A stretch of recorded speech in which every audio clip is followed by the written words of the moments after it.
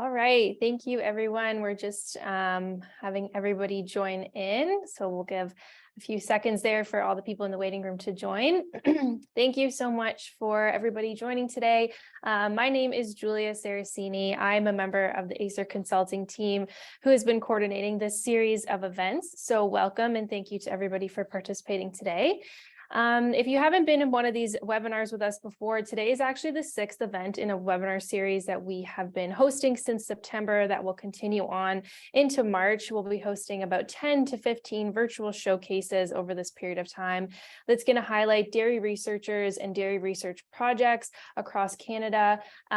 So from very different research topics from researchers all across the country.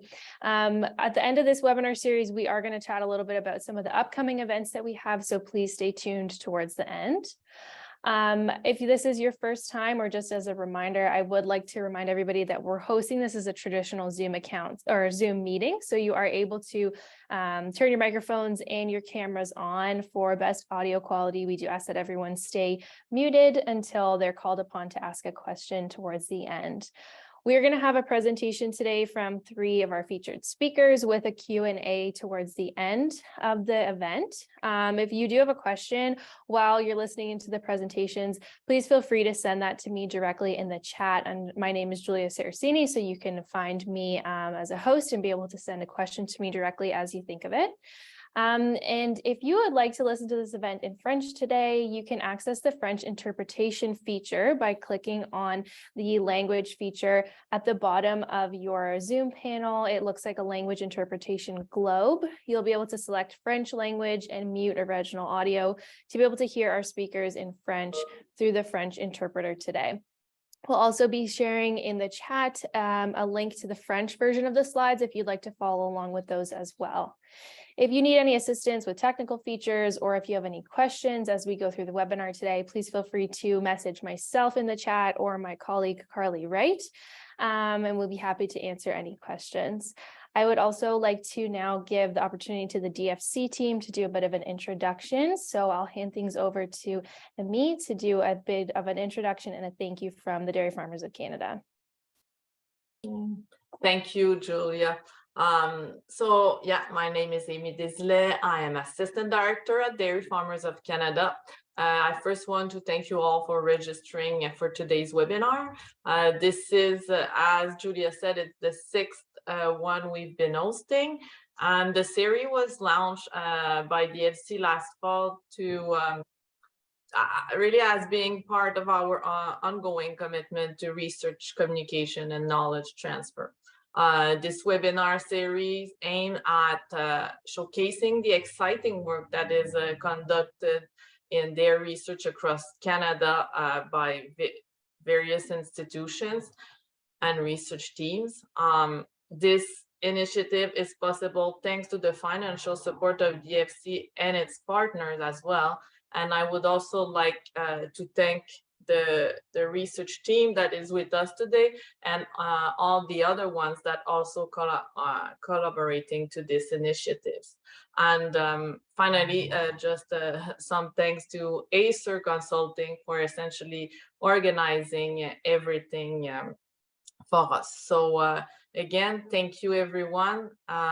We look forward to hearing what is going to be said today. And without further ado, I'll turn it back over to you, Julia. Thanks, Amy. I'll just do a brief introduction of our speakers today, and then we'll hand things over to them to do their presentations. So with us today to be talking about their most recent research and answering your questions towards the end of their presentation, we have Greg, Jay, and Eliza. So Greg has been a faculty member at the University of Prince Edward Island for more than 25 years. He is currently the interim president and vice chancellor of the university, and former to this position was the dean of the Atlantic Veterinary College. Greg is also the founder of Maritime Quality Milk, which is a research program aimed at improving milk quality and disease surveillance. Jay is a professor and acting co-chair in the Department of Health Management at the University of Prince Edward Island, where he has been a faculty member for over 24 years and is also a large animal internal medicine specialist. His research program and interests lie in the areas of antimicrobial stewardship and resistance, neonatal immunology, zoonosis, and infectious disease. And then last but not least, we have Elizah joining us well today, who is a fourth-year PhD candidate in the Department of Health Management. She focuses on dairy cattle in her research and has a background in quantitative genetics and epidemiology. So without further ado, I will turn the floor over to our presenters. And as I mentioned, we're happy to accept questions in the chat that we will go through at the end of the presentation. All right. Thanks, Julia. I'm Jay McClure. I'm going to start off the presentation, followed by Greg and Elizah. So, as stated, this is a study on long calf management factors and genetics and the impact that it has on longevity and productivity in the milking herd.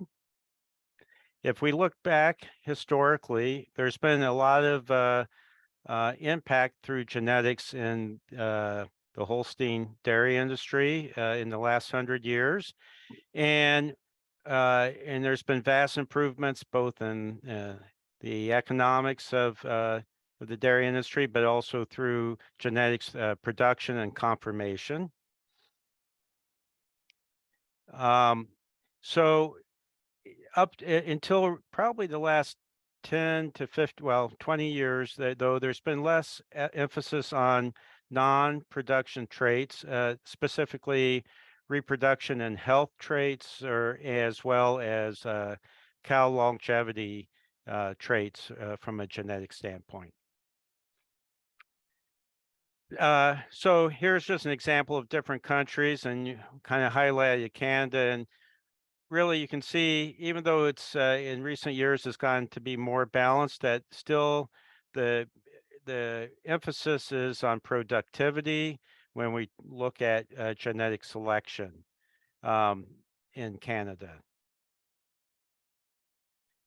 But more recently, there's been a recognition that from a genetic selection standpoint, it needs to be a more balanced approach where production, longevity, and health and reproduction traits are have a more equal balanced approach. And we are, although maybe not quite there yet, or have been, there's been quite a bit of headway in the last 15, 20 years in that approach.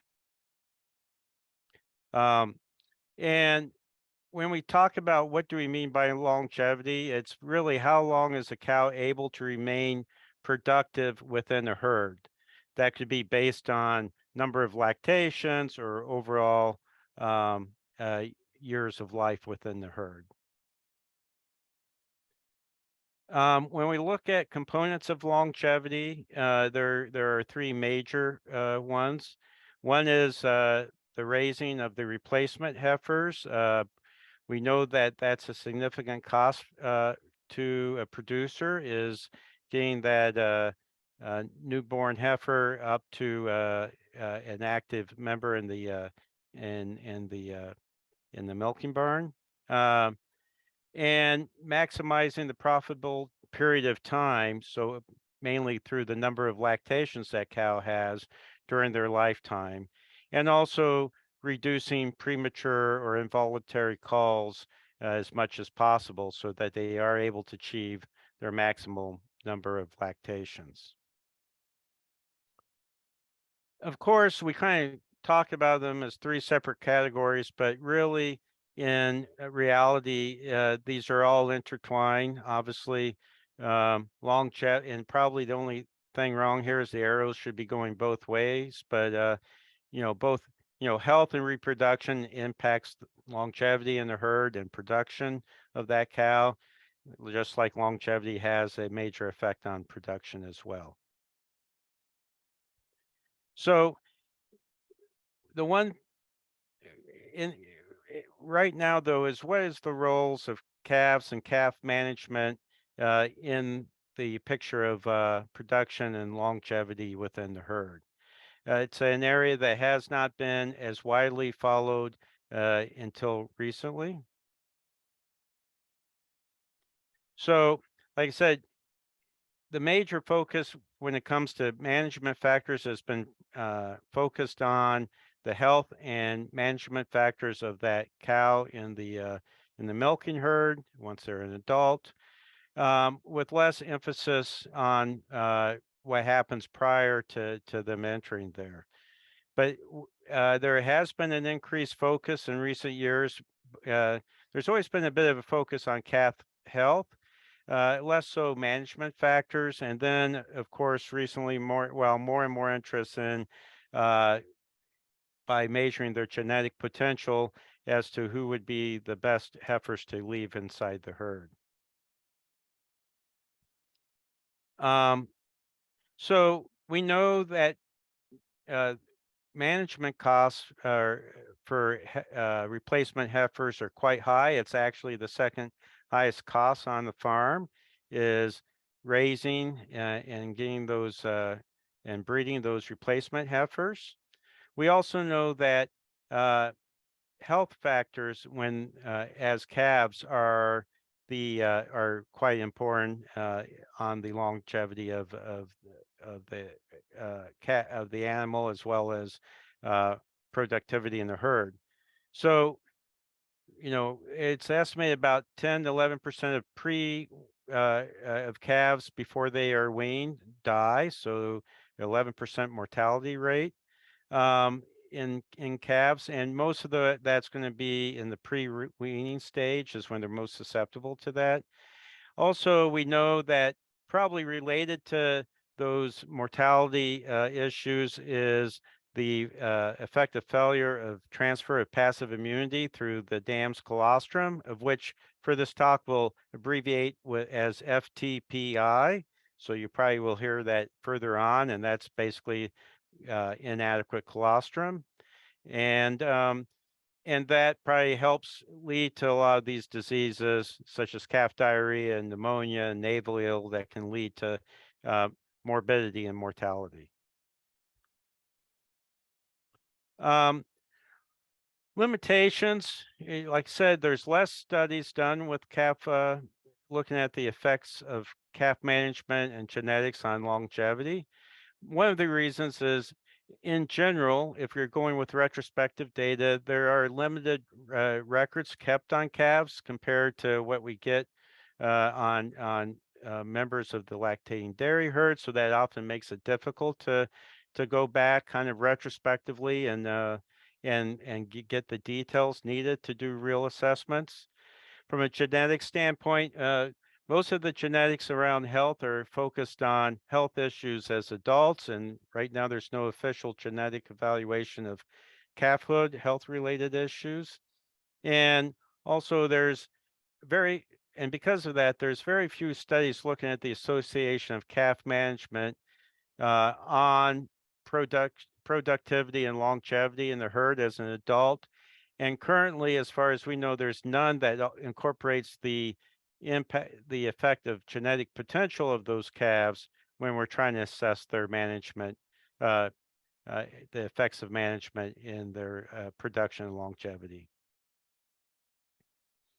So the overall objective of this study was to determine the impact of genetics, calfhood management practices, and health events that occur in the primarily in the pre-weaning phase on the longevity and productivity of these animals in the as they mature into productive members in the milking herd.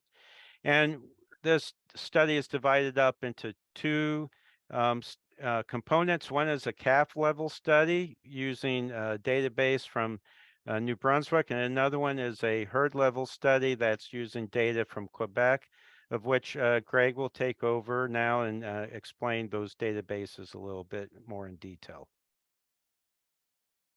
Great. Thanks very much, Jay. Hopefully everyone can hear me fine. I appreciate the setup there, Jay, and the background here.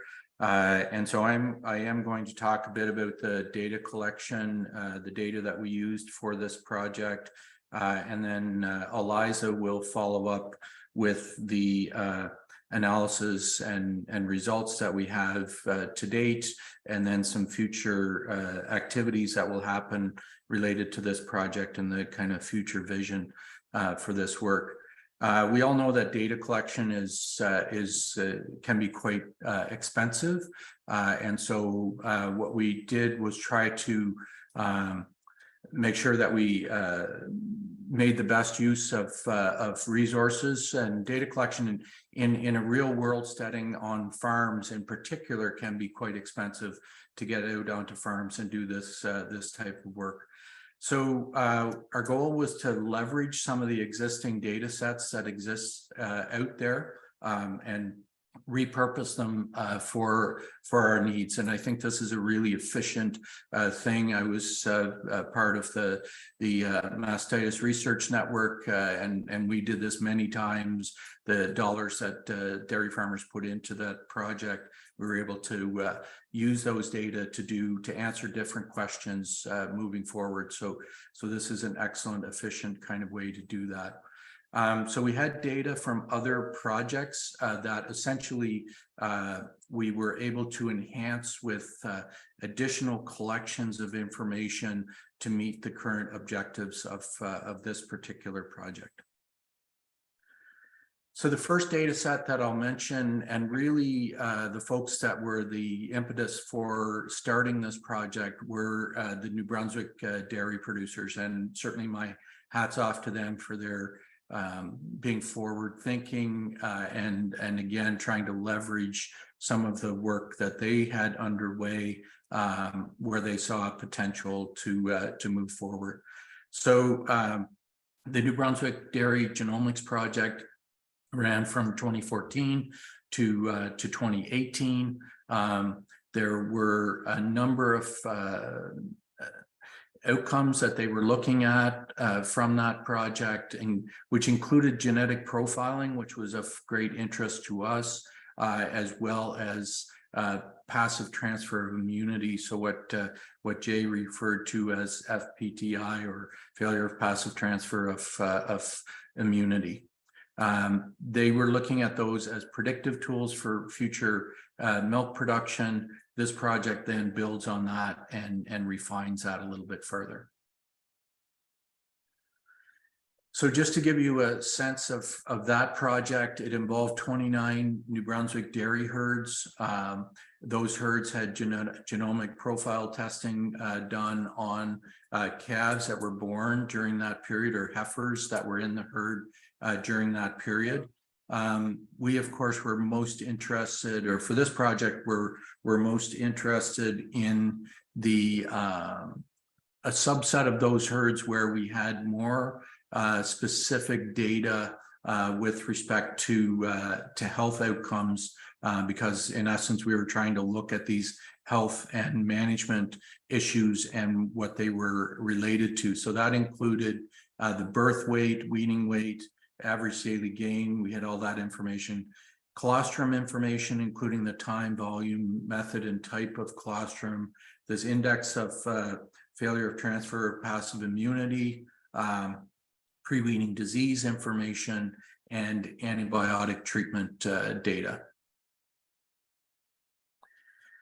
So within that, just to give you a context of what their study discovered or found, was that from the genomic side, there certainly was lots of value in genomically profiling these heifers. And if you looked forward in their production data, the top 20% of rankings for the genomic profiling on productivity, you would those herds were, or those animals rather, always did extremely well in the herd. The bottom 20% you could predict would not perform well in the herd, and that middle group was kind of uncertain whether they would actually meet the performance criteria.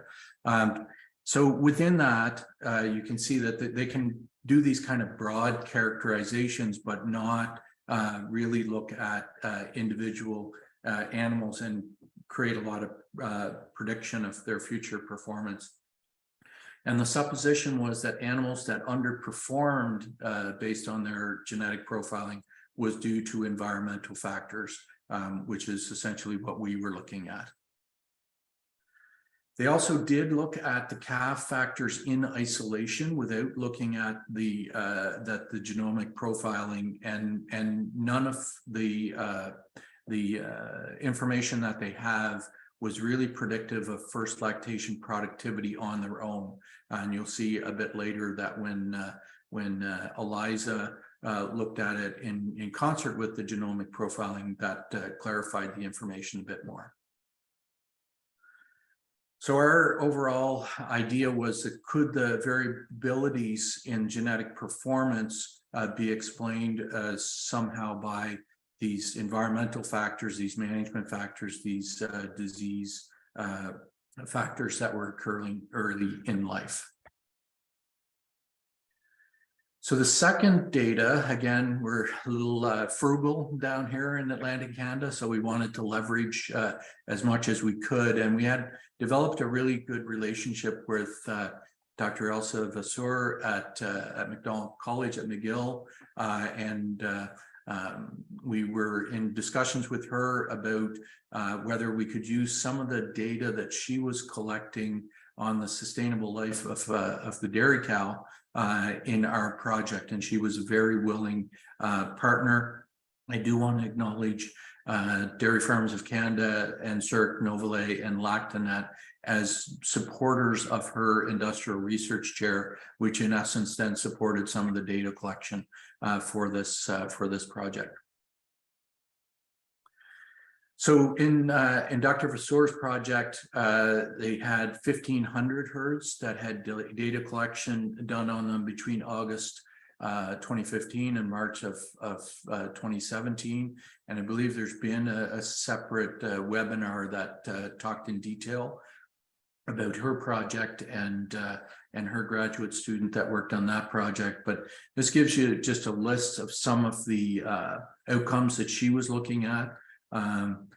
Cow performance, growth, calf management factors. So this is one that we were particularly interested in our project. And then the herd management, including the welfare protocols, was something that she used extensively in her research project. So from that initial data structure, and those were primarily herds in Quebec and New Brunswick that were used again in Elsa's project, we had data from her initial survey on calf and herd nutrition and welfare. We supplemented that data by looking at some genetic screening questions, looking at herds that used genomic testing within their management. And then we conducted a second survey at the herd level on calf health and veterinary care within those herds. And that left us, after all that, with 84 herds enrolled in Elizah's study that she's going to talk about now. So the additional information collected, as I mentioned, the genotypic information, housing information, health management data, colostrum practices, and vaccination and disease information. So I will now turn it over to Elizah to move us forward. Thank you. Thank you, Greg, and thank you, Jay, for the intro. And from all that information that was shared, that leads us to my project. And so the overall objective, just to recap again, was to evaluate the impact early life management practices and diseases in the pre-weaning period have on a calf's future production and longevity performance when we account for the genetic potential. Now, this is a lot of words, so to break it down to a little bit more bite size, we wanted to look at the calf management and diseases coupled with their genetic potential, and how does this impact their adult production and their longevity. From here, we're wanting to look at each of these segments on the calf and herd level side. And from what I'm presenting for you today will be mostly from our calf level and then our future goals that we have with the herd level data. But before I get totally started in this, what exactly is genetic potential and how we're defining it for our project? For a little bit of background, we have our genotype. And every animal on the planet has a genotype. This is what decides their DNA, what decides our genetic makeup, or the animal's genetic makeup. And this coupled with environment can have positive and negative effects on our genotype. And in a cow's perspective, it can maybe mean increased weaning weight, increased milk production, or decreased on the opposite end of that spectrum. When you couple these two together, we have our more attainable value of phenotype. And this is a type of value that can show the milk production and what we can actually physically see in a regular basis. And a value that we use to make this attainable is our genomic estimated breeding values. And what this is an estimated phenotypic value for an individual's offspring. So the dam or the sire, and when they have a calf, that's what that offspring's potential would be. But what about when we want to know for an individual basis? We take these estimated breeding values and we make a genomic parent average, or a GPA, as I'll refer to for the rest of this presentation. And this is the phenotypic value of an individual. So when an animal is born, this is what it is brought into the world as. And this is something that we'll be using throughout the rest of our analysis. And the reason we're wanting to look at this is because we noted that the addition of GPA significantly improved analyses compared to those without. And this was about a 20% difference depending on the outcome that we were looking at. And that the GPA is integrated in all the analysis and the results that I'll talk about today. The actual number itself isn't as important as the actual impact that it means in the analysis, in that their genetic potential is heavily influencing the impact calf management has on an individual. So moving into the data and what I actually did with it, from that data that Greg was talking about earlier for our calf level, I took 8 herds from the New Brunswick study. And depending on if I was looking at production or longevity, I looked from 220 to 275 heifer calves. And we took records on their pre-weaning calf data, their GPA, and their adult production. And this record spanned from birth up until lactation 5. Of all of that calf management data that we recorded, we looked at all of these different variables, from weight to colostrum feeding factors, FTPI, pre-weaning disease, and antibiotic treatment. For the first study I'll get into for production, we have seen a focus on these variables. Now, we did look at all these variables. How does it associate with production? But these are what were significant came forward and what I'll be talking about with you today. So moving into production, what we were looking at as production was milk, protein, and fat yields standardized to a 305-day lactation. And we evaluated this looking at first lactation, milk, fat, and protein yield, and a combined lactation 2-3 group as well. Moving into our lactation 1 results, one of the first things we'd like to note is that increased weaning weight led to an increase in all yields. So for every 1 kilogram increase of weaning weight, we saw an increase of 25.5 kilograms of milk yield, 0.82 kilograms of protein, and 1.01 kilograms of fat. Getting into more of the specifics, we noted that milk and protein ended up having the same management variables in their models and had the similar trends across the board. And this was in particular with our management factor of time until first feeding of colostrum. Overall, we saw a positive impact on production.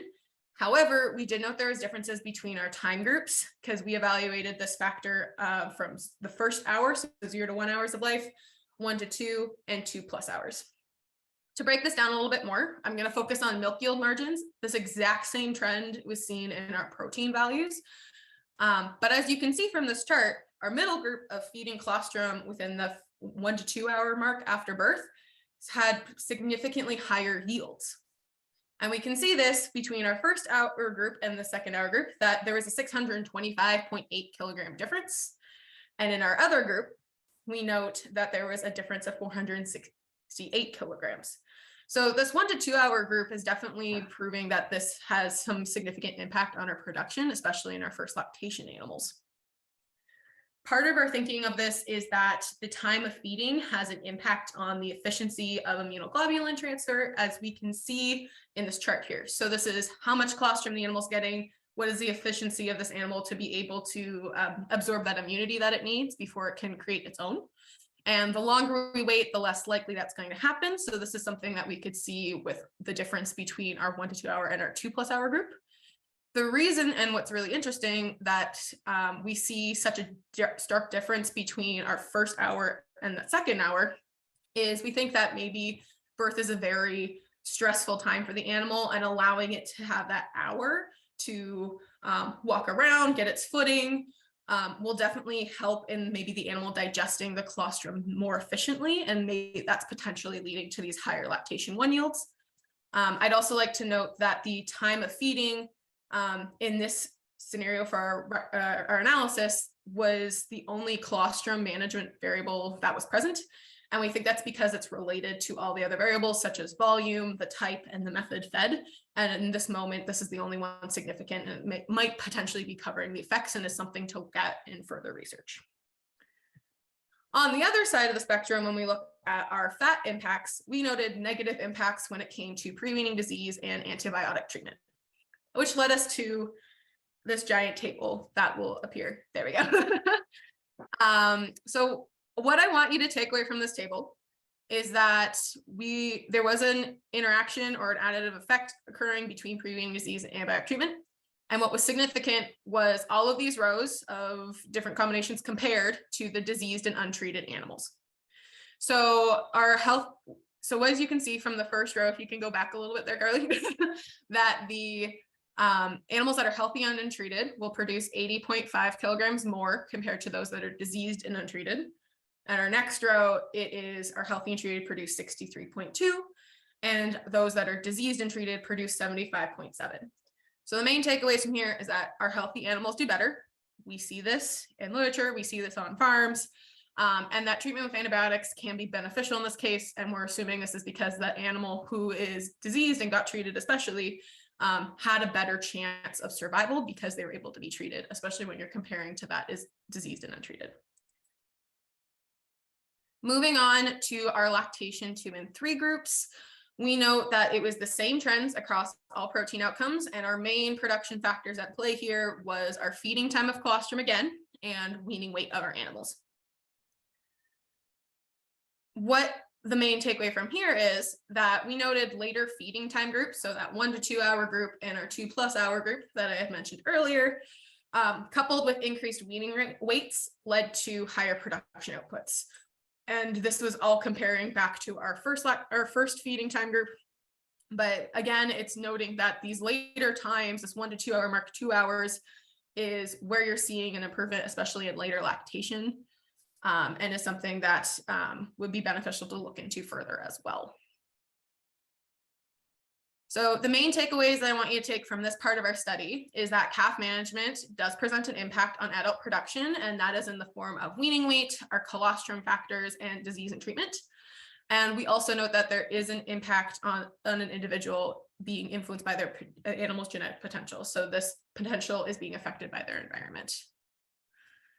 Moving on, I'm going to talk to you a little bit about the longevity side with this calf level data. And we're wanting to look at how does calf management impact the length of time the animal remains in the herd, and again, accounting for our genetic potential. And we're looking at this based on the length of time overall from birth to the 5th lactation, and if it is based on the early or late lactation and what factors might be impacting that. And just to note, these are preliminary results. I'm still analyzing this data, but I wanted to show you some trends and goals going forward that we have for this data set. But the big question is, why are we looking at this? And the average culling age in Canada is 5.4 years, or about the 3rd lactation for our animals. And this is about their peak production period. And as we can see in this chart on the right, that this is when an animal breaks even. And a lot of these animals around the 3rd lactation mark is when they're making money back for the producer. So why are we culling them so early? And is there anything earlier on that could be affecting their ability to stay longer in the herd? Some of the goals for our project is that we want to determine what calf management practices impact the individual cow's ability to stay, and investigate any differences between our early and late lactation culling, and how does genetic potential play a role in all of this. And bringing it back to these calf management practices I talked about earlier, again, I'm in the beginning stages of this analysis. So this is looking at individual relationships with longevity, not everything as the whole total picture. So stuff that is coming through as significant or things that I should be looking at more currently are our colostrum feeding type. So this is if it's pooled, fresh from the dam, colostromal placer, that type of thing, FTPI, pre-weaning disease, and antibiotic treatment. I currently can't give you any final results with this as I'm still working with the data, but this is what we're starting to see come forth that might be impacting longevity of the animals. Moving on, we also have our herd level side of the study. And here we're wanting to evaluate the impact of calf management on an overall herd's production and longevity performance. And again, accounting for our genetic potential.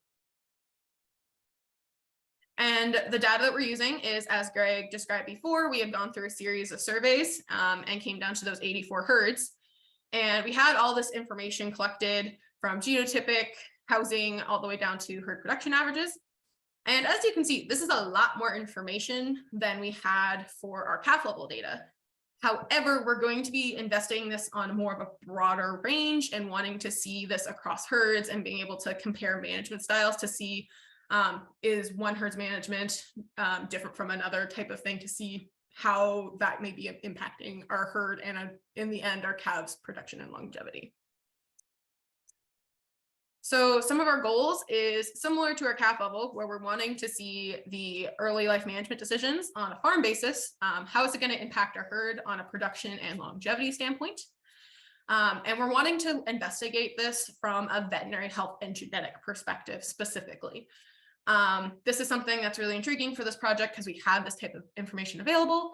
A previous study, as mentioned before, under Dr. Elsa Vasseur, was her former PhD student, Dr. Gabrielle DeGallo, who looked at welfare and nutrition perspective on this data and how does that impact longevity. So it'll be very interesting to add in a veterinary and genetic perspective as well. So overall, from this presentation today, the main takeaways are that calf management can impact the production of our herds and the potential that an animal can achieve genetically. And the main factors here are our colostrum factors, so our time until first feeding, disease and treatment factors, and that genetic potential can have the possibility to significantly change the effect that management factors have on our production outcomes. And today I just wanted to quickly acknowledge all of the funding partners and the universities that have helped us with this project, whether it's with collaboration or last minute questions to ask how to do analysis. And that's all that I have for you today. Thank you for listening, and we'll be happy to answer your questions. And if we don't have time to answer all of them, you're more than welcome to email me and I'll try my best to answer. Thanks, Elizah. Thank you, Greg and Jay as well. That was an excellent presentation. As Elizah mentioned, we are going to be doing a bit of a Q&A session now. So if you haven't already sent your questions into the chat, please do so. You can either send them to the chat for everybody to read or directly message them to myself. We do have a couple questions that have already come in. So I guess I'll start with the first question, which is how you chose the criteria to study longevity. So Annie's question in the chat is that, you looked at the type of colostrum or the time to colostrum. Did you conduct a literature review that maybe influenced the decision to choose these factors? How did you know that those were important to look at when studying longevity? I can voice some of the opinion here that part of it was this was the data that was given to me from the study. This part of the new NDGP project was evaluated by another person that focused a lot on colostrum management for his PhD, and he's on my supervisory committee now, Dr. Ibrahim El-Sahabi. And he looked a lot at these colostrum factors. And so we had more information on it than most studies have.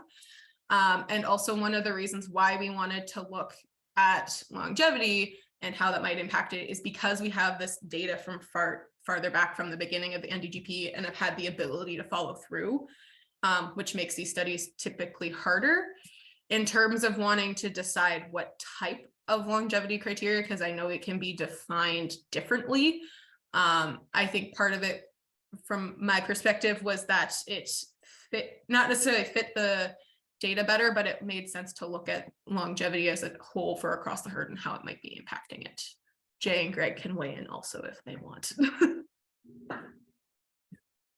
I mean, I think you covered it. I especially for the New Brunswick data, it was, one of the benefits is we had this data set that, and it was collected a while ago, so we really were able to follow the productivity of these and longevity of these animals up to their 4th or 5th lactation.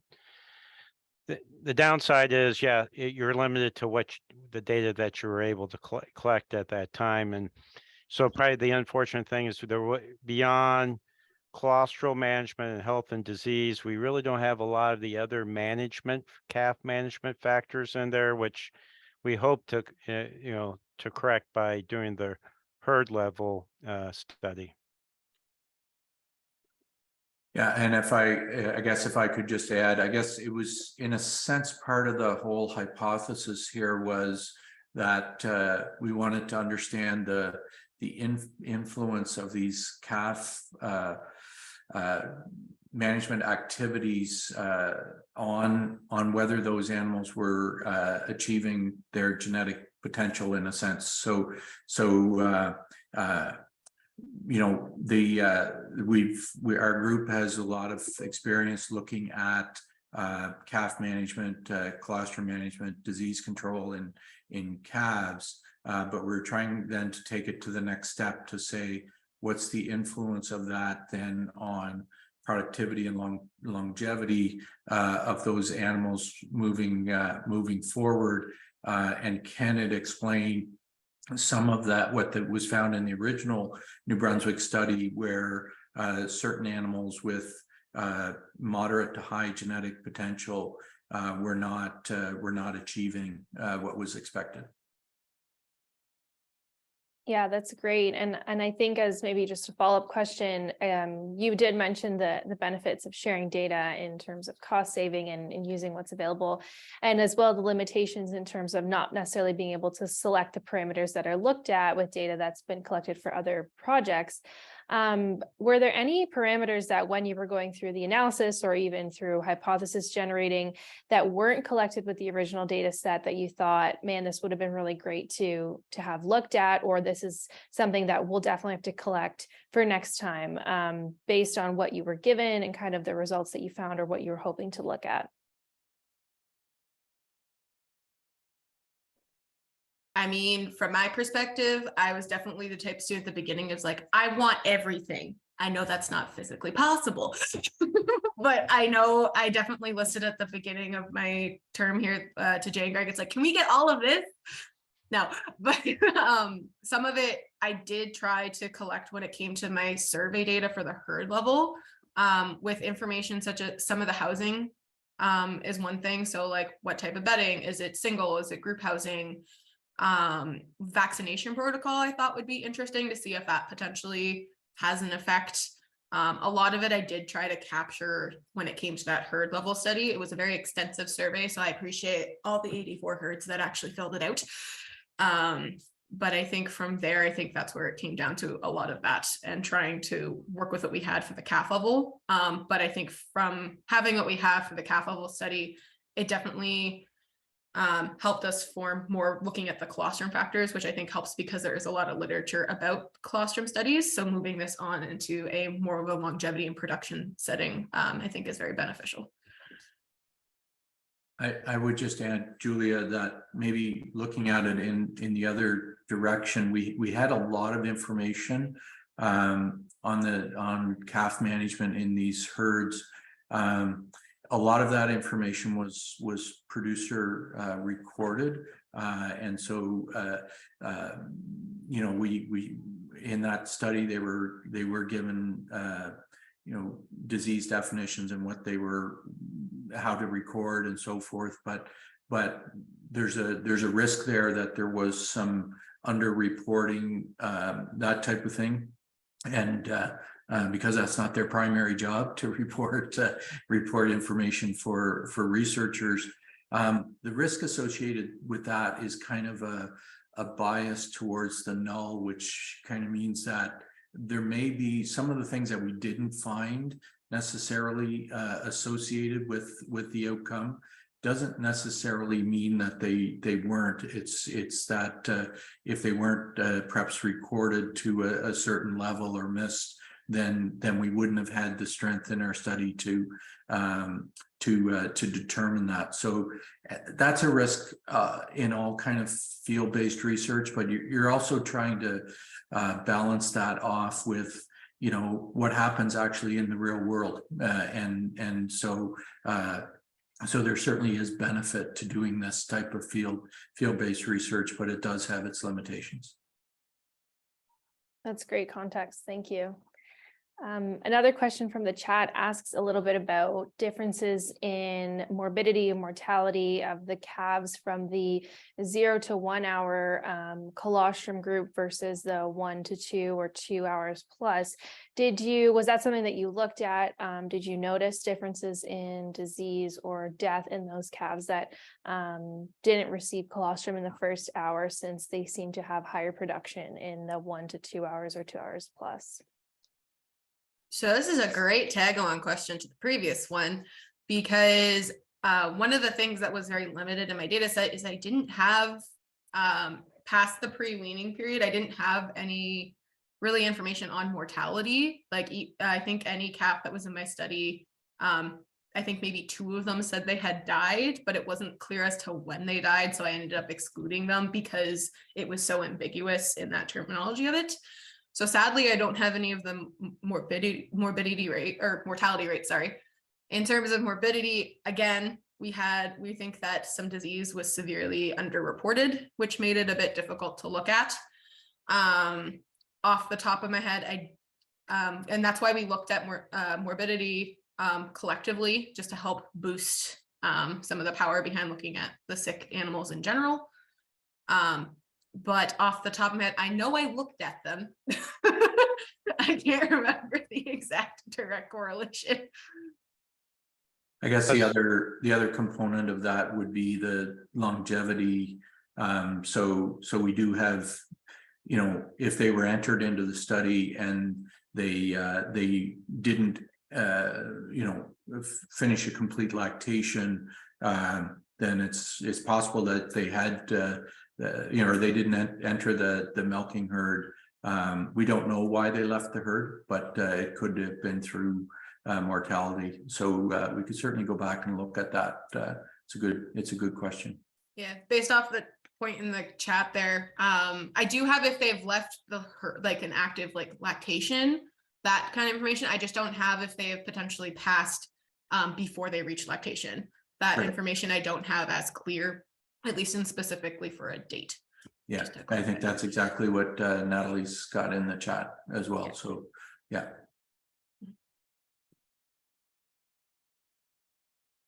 Jay, did you want to add anything to that? I just saw you went off mute there.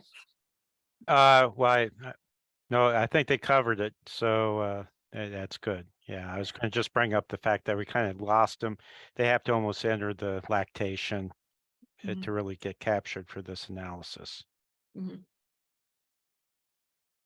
Awesome. I guess maybe a follow-up question to the colostrum piece was that, Elizah, in your results, you mentioned that feeding colostrum between 1 to 2 hours was essentially best case scenario, but feeding after 2 hours negatively impacted production in some of those parameters, particularly milk and protein. But you also noted that an increased weaning weight could, in some senses, offset that. For some farmers that maybe aren't able to feed calves within the 1 to 2 hours of birth, would you suggest that they should start focusing more on weaning weight or increasing weights up to weaning? essentially, I guess maybe what I'm asking is, if farmers can't do everything that's as best, depicted by research, what are some of the things that they could do if they can't do everything? Yeah, totally understand. Not every farmer is going to be able to get out there. That calf could be born at 3 a.m. They don't come in for another couple hours for milking or something. They may not notice it. Totally understandable. Life happens. I will say, like, for that difference between that 1 to 2 hour group and the 2+, there might be some, it would be worth looking into more if we had more animals in the data set as well, for that 2 hour mark, like closer around there, because I know stuff starts to drop off, but for our grouping, it was looking at 2 hours plus, and this plus could have gone up to 11 hours. For the data set, we looked at different ways to divide it. This seemed to be the best way to do so. But I will say, like, increasing weaning weight probably would help in this scenario. This is something that I still want to look at myself and will be a good thing to look into forward. But like, definitely looking into the weaning weight would definitely be beneficial, especially for those later lactations. And I think we have to go back and look at all the other studies done on colostrum and colostrum management. And so, yes, probably ideally getting colostrum in before 2 hours is ideal. Is there a big difference if it's 3 hours? Probably not as bad as if it's 6 or 7 hours later. But we do know that there's other, that volume and quality of the colostrum can make a big difference as well. And so I think that's the idea. Sometimes you can't feed at the ideal time, but if you're feeding a minimum of 4 liters of colostrum at that, and it's a good quality colostrum, that's going to kind of hedge your bet. So it's going to kind of attenuate some of those things that an early feeding, you miss that, but you can still overcome it by just volume and quality. That's great. I think that's a really important takeaway for producers maybe looking for something that they could, implement today, or look at their own practices tomorrow in terms of maybe where could they be doing better, or if they've been struggling, what are some other things that they could do to help. Another question that I have is, maybe in the general sense, why is it important for farmers to focus on cow longevity and keeping their current cows for longer in the herd? What kind of impacts in terms of economics or profits, or even maybe labor and time for the average farmer are we looking at when we increase the longevity of their current herd, rather than when they're, let's say, culling, as you mentioned, after a third lactation, and then growing their own replacements or purchasing replacements in for their herd? Yeah. This kind of goes back to that one of the intro slides of the 3 components of longevity.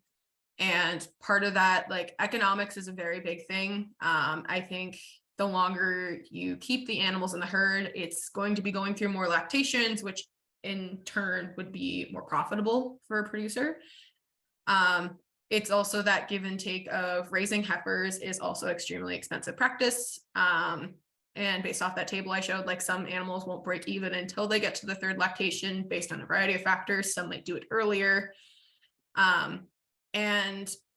This is something that we want to look at, because I think the main point with longevity is that you want to reduce your involuntary culling more than anything.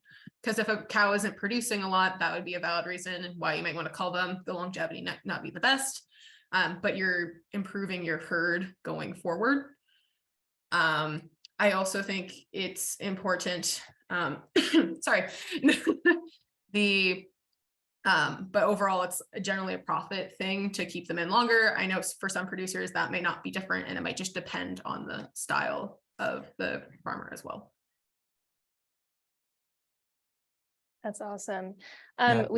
Julia, just before we go on, Yeah, I don't go ahead. know if folks are able to unmute themselves that are other in the audience. That I noticed that Gabrielle is online from Elsa's lab, and this is your question around longevity and why it's important.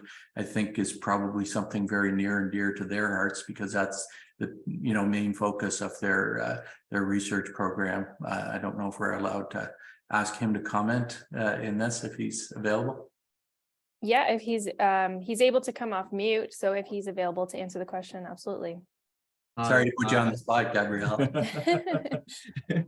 Yeah, I was not expecting for that, but thank you, Greg, and thank you for your presentation. It was really nice. So that's a very interesting question. Like the way I see, like, why should we even bother, right, to improve longevity? So if it's doing well the way we're doing, why should we think about it?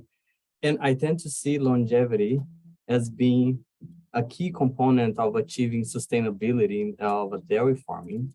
So if you break that sustainability idea into the three components of economics, environmental, and social, we see longevity playing a major role in all of those three components. So when we look into from the economics aspect, Elizah mentioned to us that a lot of animals don't break even before the third lactation. So, and it's really costly to raise those animals. So that's the idea of longevity and sustainability.